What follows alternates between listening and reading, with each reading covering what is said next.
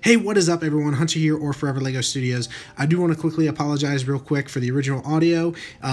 When going through and editing today's video, it's turned out that the audio and all that was corrupted, so obviously I had to redo the whole audio, which sadly is what it is. So my currently speaking right now isn't going to be lining up to what I'm actually saying, but welcome guys to the official MOC showcase of building Mos Eisley in Lego. I'm super excited to show you guys everything that is in this build. Obviously, huge shout out to Nate for collaborating with me on this build. It took 6 months. It was definitely a interesting 6 months trying to work our schedules and obviously finish this build. So huge shout out to Nate. There he is. Couldn't have done this build without you, bud, so thank you very much. Huge shout out to my buddy Alex for actually filming this video for us. And yeah, so obviously this build took us 6 months to do. Super happy with how this whole thing put together. We actually ended up finishing it at Brickworld Chicago, so that was very strenuous, but super glad that we were able to get it done. There's a lot of details, a lot of awesome things to show guys. So if you're excited, let's get right into today's video. Okay guys, so starting off the actual overview of the MOC, we have one of the most iconic scenes from episode 4, A New Hope, and it is obviously the scene where Obi-Wan basically destroys a whole man's career and fooling him into thinking that the droids that are obviously the droids they're looking for are not the droids they are looking for. So obviously wanted to make sure that we had that plenty of these sand troopers. And I really wanted to utilize these custom Luke's land speeder. You can actually pick up the instructions on brickvault.toys. It is my favorite design of the Luke's land speeder. It is so sleek. I love the design, and I'm super happy that I was able to incorporate it in the build. Now, obviously, moving on, we have so much to get through. I do apologize if this video gets decently long, but there is just so much to get done. Some quick facts. Obviously, this build started in January of this year. Me and Nate both got started in about halfway through the year. I have been prepping this for the last couple of years, so luckily we had a good start to get building. But obviously there is plenty to showcase between the junkyard, the 2 hangars, the Droid Depot, the Jabba's cinema or hut cinema. There's just so many cool, exciting things to be incorporated into this MOC. Huge shout out to Nate again for all the awesome help and collaborating with myself into this build. I want to say the amount of parts, I think roughly estimated around 80,000 pieces.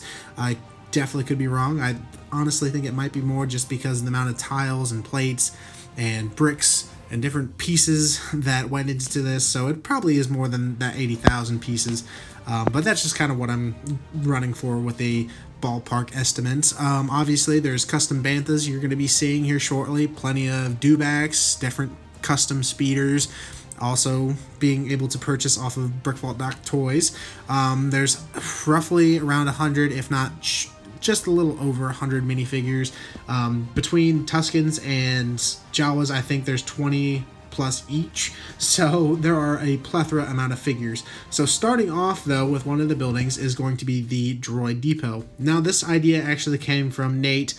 We were trying to figure out a couple buildings to throw things in to have an interior, and this was kind of an idea he had, where just, people are going to need to buy droids or parts of droids. So I wanted to incorporate that. There's plenty of Easter eggs and plenty of different droids that you can see in here, including that separatist leader. Not going to say his name. You may guess who that is. So just random finds you can find at this Droid Depot. Wanted to incorporate as many different droids that I have in my collection, including assassin droids, battle droids, astromechs, gonk droids, pit droids, and then obviously in that corner you can see a custom Droideka figure. I really liked how it came out, so I wanted to incorporate it. Obviously, it's a older model due to this being 20 years after the Clone Wars. But yeah, wanted to incorporate as many different droids as you can see, as well as just different figures and people coming in to maybe order a whole droid, or obviously just purchase parts for their current droid. So huge shout out for Nate for the idea. I love how this building actually turned out. obviously there's just so much more to showcase. Now I do want to clarify, some of these buildings do not have interiors.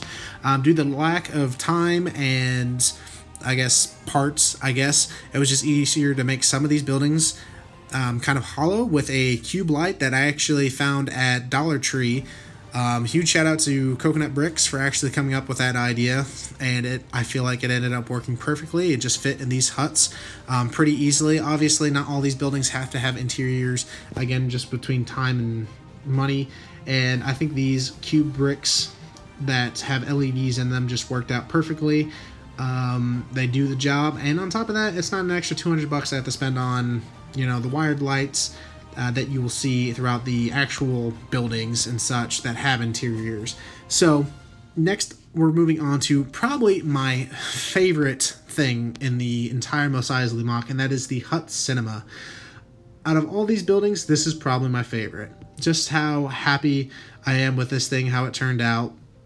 For those of you who don't know, I actually picked up these custom posters that you see throughout. You have episodes 1 through 9, including Rogue One. You see there right there. I actually picked these up last year at Brickworld Chicago from Eclipse Graphics. So huge shout out to them. They make awesome products, awesome prints, and wanted to incorporate them into a MOC. And I was like, you know what? Why not a movie theater? So, like I mentioned, we have all the episodes. The only one missing is Solo: A Star Wars Story, but it's got plenty of it. Plenty awesome scenes. We've got Bib Fortuna and Gamorrean guards kind of guarding it. My idea for this, obviously, everyone assumes that Jabba gets all his money through bounty hunters or just odd jobs. In reality, Jabba has a secret cinema franchise that not a lot of people know. But with this, I wanted to make sure that it kind of stood out from the other buildings on Tatooine. Obviously, adding some of the gold highlights, some pearl gray, and different black and dark red pieces and stuff like that kind of stand out.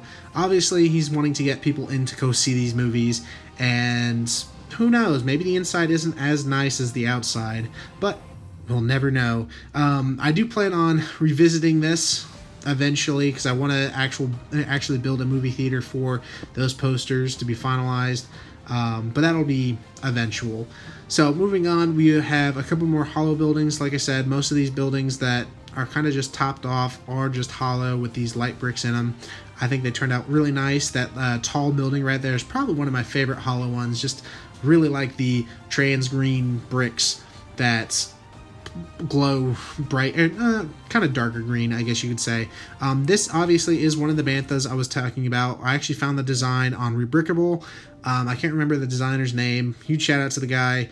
It turned out really nicely. It might be a little too big, but honestly, I think it works just fine. I also wanted to incorporate a couple minifigures from the newest line, the Series 26 minifigures. I thought it was really cute because there was all aliens and stuff. And I got that minifigure with all the tiny aliens. So I wanted to incorporate and showcase them in the little dome hut that they have. You're also going to be seeing a bunch of different minifigures that don't seem like they belong. I've got a whole bunch of classic spacemen as well as groupings. So like, as you can see, we have a whole bunch of Mon Calamarians, kind of just walking around. You're going to be seeing Wookiees, Ewoks, wanting to make sure as many aliens and species and different creatures were showcased in this build, just to populate the whole MOC, because obviously this is a city, there's going to be a ton of people, and obviously incorporating as many aliens in my own personal Star Wars collection is ideal, because what other MOC am I going to be able to actually incorporate all this stuff? Now, moving on to what's probably going to be the favorite is the Cantina. So you may be wondering why there's no roof. That was actually time decided and kind of worked out perfectly. We asked around and everyone said that it's good that we left a roof on because, again, this was showcased at Brickworld Chicago. People walking by were obviously going to want to see the inside of it, getting to see all the different scenes, and this just ended up working perfectly because time just didn't really have time to put a roof on it. But obviously we wanted to incorporate as many different scenes with the Cantina band, all the different scoundrels and scum just having a good time at the bar.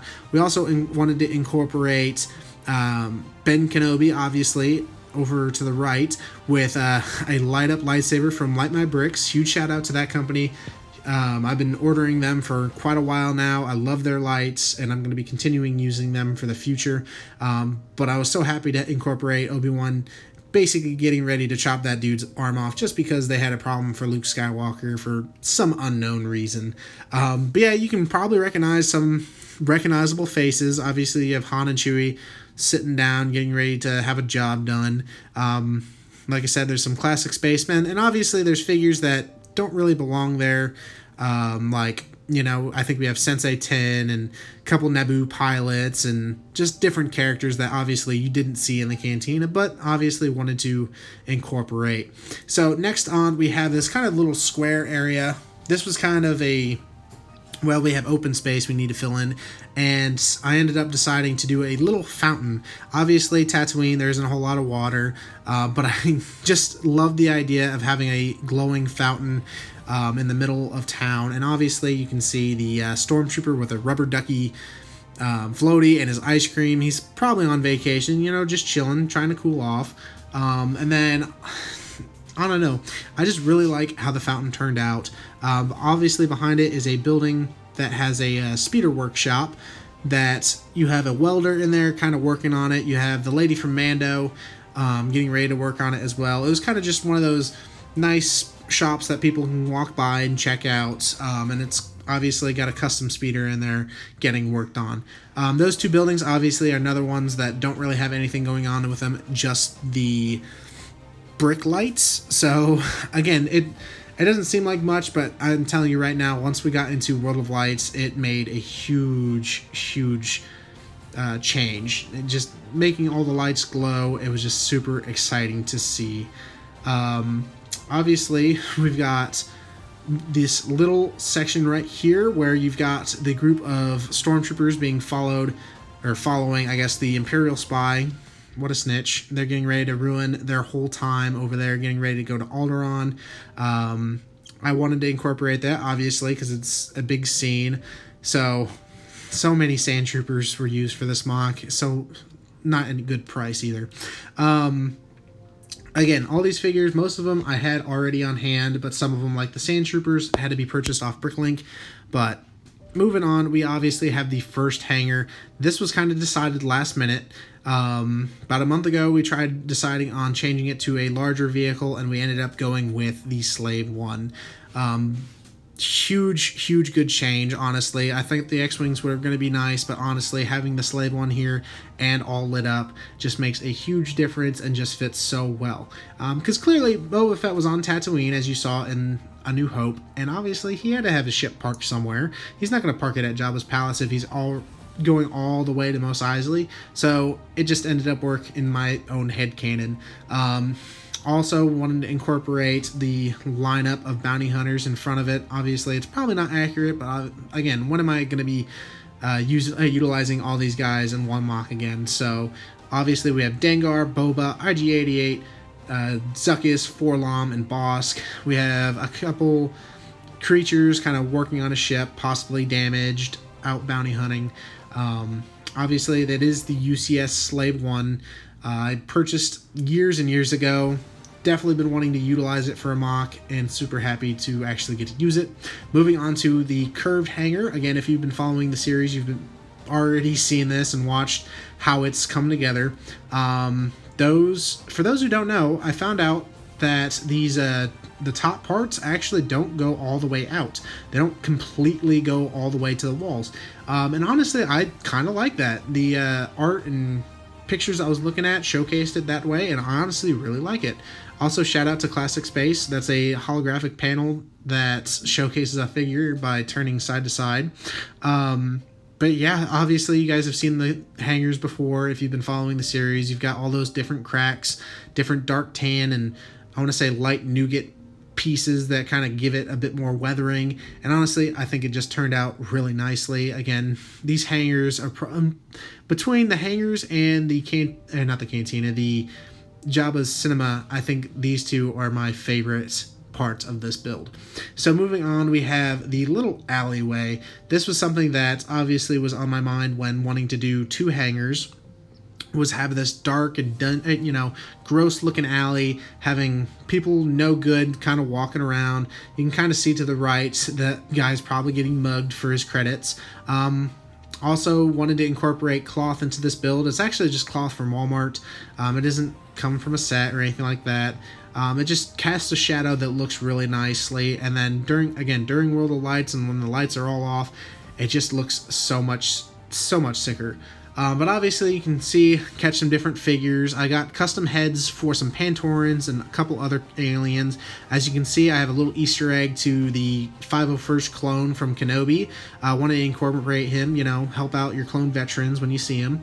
Again, there's a group of Wookiees, just so many different minifigures added to that alleyway just to make it that much cooler. So moving on to probably what's going to be everyone's favorite, along with the Cantina, is Docking Bay 94, which houses the Millennium Falcon.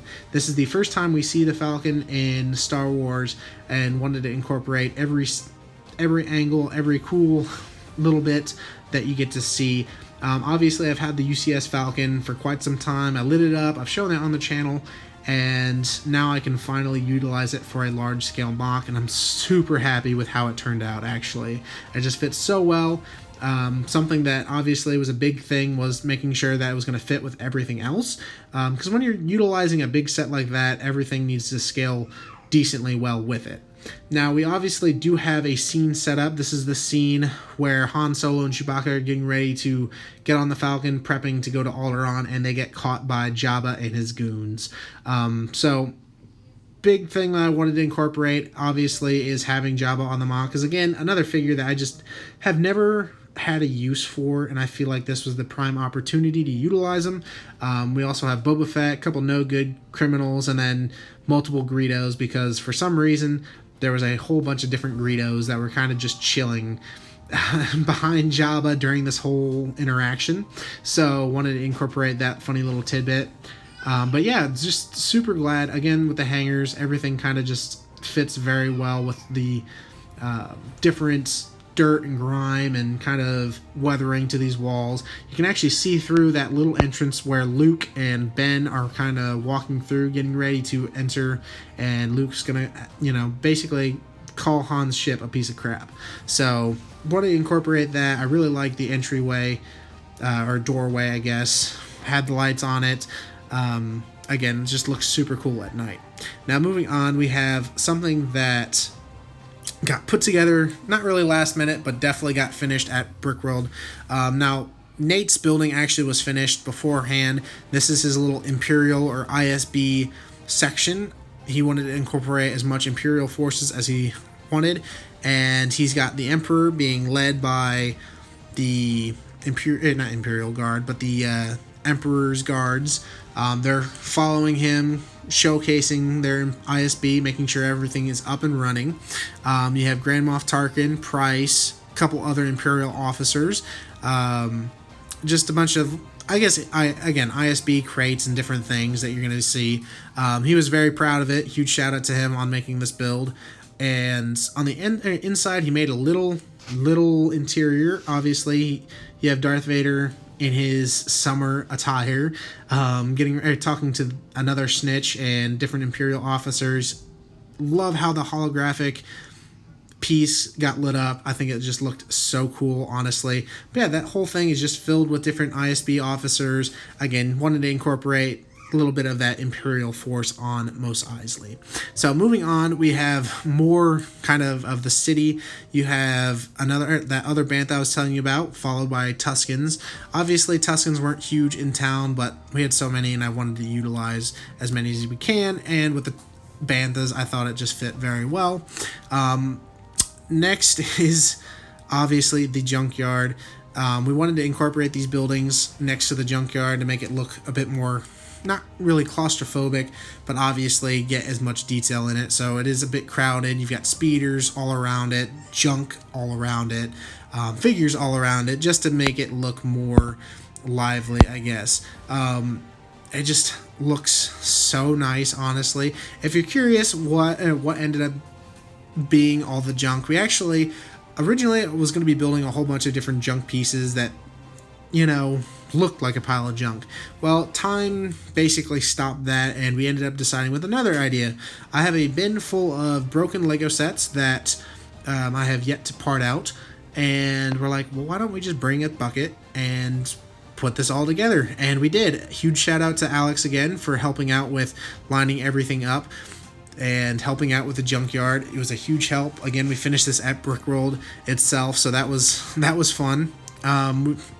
Obviously have many different ships that you can spot out. We have a couple interceptors, General Grievous's ship, X-Wings, I want to say a couple walkers, a couple different things. Obviously the main thing was to get, you know, a pile of junk, and I think it fits very well for what it is, and it gets that whole idea of like this being a junkyard with different parts, different things, because, you know, it's a junkyard. Everything's going to be there. Now, of course, you might see a couple characters out of place. Obviously, you have Qui-Gon Jinn talking to Watto, but in our sense, it is not Watto. It is his cousin, Tato. He obviously wanted to go into business with Watto, and that he just started his own. So, funny little Easter egg there. Obviously, he wouldn't be on Mos Eisley, not, you know, originally being in Mos Espa, but I think it works. So, this, again, really turned out really nice. Wanted to incorporate a little different color, and I think the dark gray turned out really nicely for the walkway of the junkyard. I think it just fits very well, and also it just throws a little different color in this whole corner than the rest of the MOC, and, you know, makes its own little thing. It fits very well, but also makes it its own little thing. But overall, that is the entire MOC. You guys can see the entirety of the build. I am super happy with how this thing turned out. Again, huge shout out to Nate and all the help that he did with collaborating with me. Definitely something that we're going to be working on here in the future. This is the only time we're going to be showcasing this MOC. I'm actually getting ready to start dismantling parts of it to get started on the following build. I know that's pretty crazy to say since this build just got finished about a week ago with me filming this right now. But obviously as the, you know, channel continues and different builds get started, obviously large creations need to end. So I really hope you all enjoyed the series. I do have plans for the next series already underway, so stay tuned for that. If you enjoyed, definitely show some love by smashing that like button. Really appreciate it. If you're new to the channel, definitely think about subscribing, and I shall see you in the next series.